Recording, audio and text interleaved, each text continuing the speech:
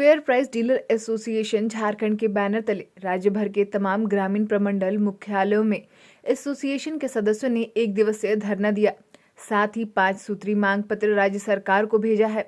मुख्य रूप से इसमें 60 वर्ष के बाद भी डीलर की मृत्यु होने पर अनुकंपा के आधार पर उनके परिजनों को पूर्व की भांति डीलरशिप देने, समय पर खाद्यान्न उपलब्ध करवाने, कमीशन को 1 रुपए से बढ़ाकर 3 रुपए करने, ग्रामीण क्षेत्रों में राशन वितरण हेतु 2G नेटवर्क को 4G करने जैसी मांगों को लेकर ये आंदोलनरत हैं। तमाम ग्रामीण प्रखंड कार्यालयों के समक्ष इनके द्वारा धरना देकर अपनी मांग राज्य सरकार तक पहुंचाया गया है। वहीं कल भी इनके द्वारा राज्य भर के सभी जिला मुख्यालयों के समक्ष इसी मांग को लेकर धरना दिया जाएगा। मशीन में बहुत प्रॉब्लम है और 2G लगा हुआ है, तो इसके चलते हम लोग का बहुत प्रॉब्लम है।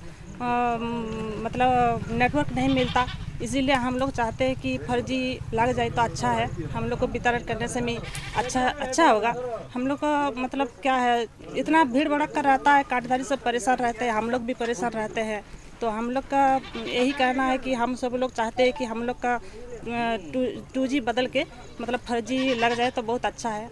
और हम लोग का 1 रुपया कमीशन में हम लोग सब काम करते हैं, 1 रुपया कमीशन हम लोग को मिलता है।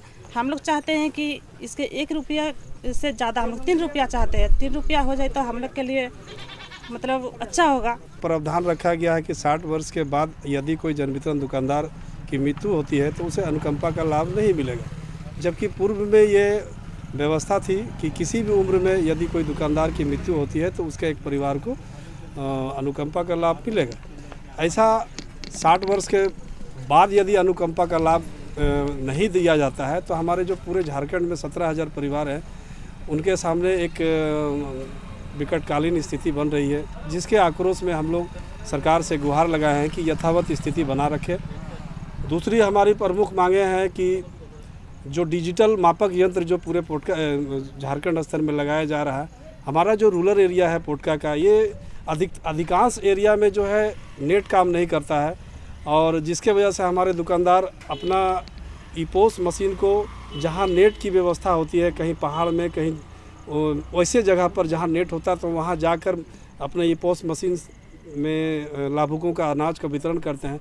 यदि मापक यंत्र का व्यवस्था हो जाएगा और ईपोस मशीन के साथ उसे जोड़ दिया जाएगा तो वैसे स्थिति में एक ही स्थान पर हम लोग को वितरण करना पड़ेगा और नेट के व्यवस्था के चलते हम लोग को वितरण में असुविधा होगी।